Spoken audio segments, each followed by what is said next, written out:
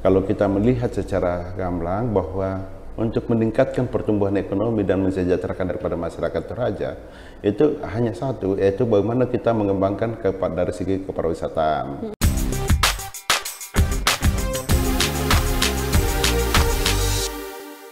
Jadi Tribuners, siang ini ya kita bersama Pak John Rende Mangontan akan bercerita nih, bincang-bincang sedikit tentang daerah Toraja, Toraja.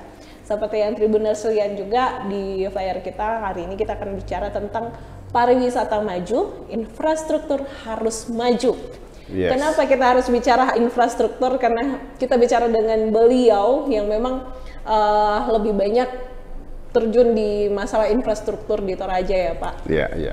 Nah, tapi sebelum masuk ke situ, mungkin ada beberapa nih Tribuners yang belum tahu juga nih. Sebenarnya kalau di Komisi D itu ruang lingkup kerjanya apa saja sih Pak? Ya, kebetulan di Komisi D ini dia punya tanggung jawab itu adalah bagaimana percepatan pembangunan infrastruktur, bagaimana sistem penanganan lingkungan, bagaimana penertiban dan pengelolaan daripada tambang, bagaimana sistem perhubungan dan perumahan yang ada di Sulawesi Selatan. Saya kira itu yang jadi tujuan pokok daripada Komisi D. Nah, ya. Itu kebanyakan berarti bersinggungan bekerja samanya dengan dinas apa atau badan apa? Jadi mitra kerja kami dari Komisi D itu sendiri, yaitu pertama adalah Dinas PUCR, yaitu kedua Balitbangda, yang ketiga Dinas Pertambangan, yang keempat adalah Perhubungan, Lingkungan Hidup, dan juga Prasarana Pemukiman. Itu adalah mitra-mitra kerja kami. Mitra-mitranya ini ya, Komisi D. Iya. Oke. Nah, itu Tribuners ya. Jadi mungkin juga Tribuners sudah ada beberapa yang mengikuti ya selama beberapa tahun ini. Pak John Rende Mangontan juga di Toraja banyak bergerak di bidang infrastruktur, khususnya bicara tentang pariwisata. Iya. Ya. Karena Toraja sendiri dikenal dengan pariwisatanya ya. Iya, ya. benar. Dan memang harus ada disokong dengan infrastruktur dan tata ruang. Ya. Tapi kalau dari Pak John Rende Mangontan sendiri itu melihat pariwisata di Toraja sekarang kayak gimana sih Pak? Ya, memang kita juga sangat memprihatinkan mengenai kondisi kepariwisataan di Toraja ini sendiri, karena kalau kita melihat secara gamblang bahwa untuk meningkatkan pertumbuhan ekonomi dan mensejahterakan daripada masyarakat Toraja itu hanya satu, yaitu bagaimana kita mengembangkan dari segi kepariwisataan.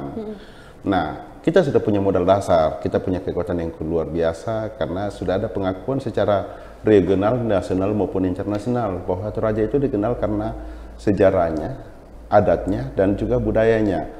Ditambah dengan alam yang begitu indah, cuaca yang dengan cukup sejuk sekali, letak geografisnya sekarang memang kita dalam posisi yang aksesibilitasnya cukup bagus, apalagi dengan adanya bandara Bentukunya itu sendiri. Jadi memang yang perlu kita lakukan sekarang ini adalah bagaimana supaya isu kekuatan-kekuatan yang ada di dalam Toraja itu sendiri mari kita angkat baik-baik, dan kita pilih-pilih mana sih yang kita mau jual menjadi satu komoditi mengenai kepariwisataan.